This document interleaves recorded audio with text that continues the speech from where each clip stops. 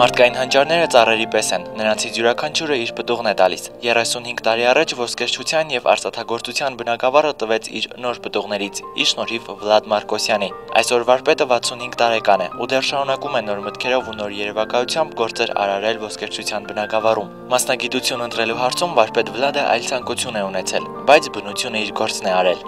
Ուզում էի բանասեր դառնալ, բայց չստացվեց։ Հավանաբար բնության մատը խառնա, բնությունն է տվել։ Ու մի օր էլ որոշեցի, որ այս գործով պիտի զբաղվեմ։ Ծնվելով Ղարաքիլիսայում, անցնելով Կիրովականի ու այժմ ապրելով Վանաձորի ժամանակաշրջաններում, վարպետը տարբերություն շատ է տեսնում։ Ասում է, շատ եմ նյարդայնանում ճակերտավոր եվրոպական չափանիշներից ու քաղաքի դատարկությունից։ Ես կուզեմ եվրոպական չափանիշով ճանապարհներ կառուցենք։ Կուզեմ հյուրանոցների սպասարկումը եվրոպական չափանիշով լինի։ Հասարակ մի բան եվրոպական չափանիշով թող քաղաքային զուգարան սարքեն, քաղաքացին ապակասել, ոչ թե քաղաքաբնակը, այլ արժանապատիվ քաղաքացի։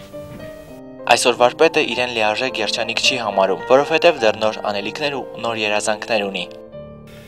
Ուզում եմ անպայման գնամ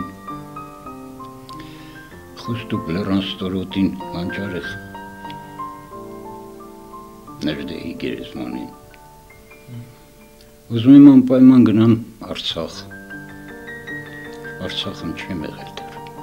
Վարպետ Վլադին ու նրա արարած նմուշներին ծանոթ են ոչ միայն Հայաստանում, այլ նաև երկրագնդի այլ կետերում։ Հիշում է, որ Բելգիայի թագավորի համար խաչ է պատրաստել, բայց միայն մի պայմանով՝ խաչը պիտի հայկական լիներ, ու այդպես էլ արել է։ Վարպետն իր կյանքի 65-րդ էջը նոր է թերթել։ Շնորհավորենք նրան, մաղթենք առաջնայինը քաջ առողջություն, մտքի անվերջ երևակայություն։ Շնորհավոր ձեր տոնը բարի, թող որ բարին իր գործը կատարի։ Գևորգ Դերթյան, Վազգեն Մինասյան, Ֆորտունա Լոռու մարզային հեռուստաընկերություն, Լուրեր։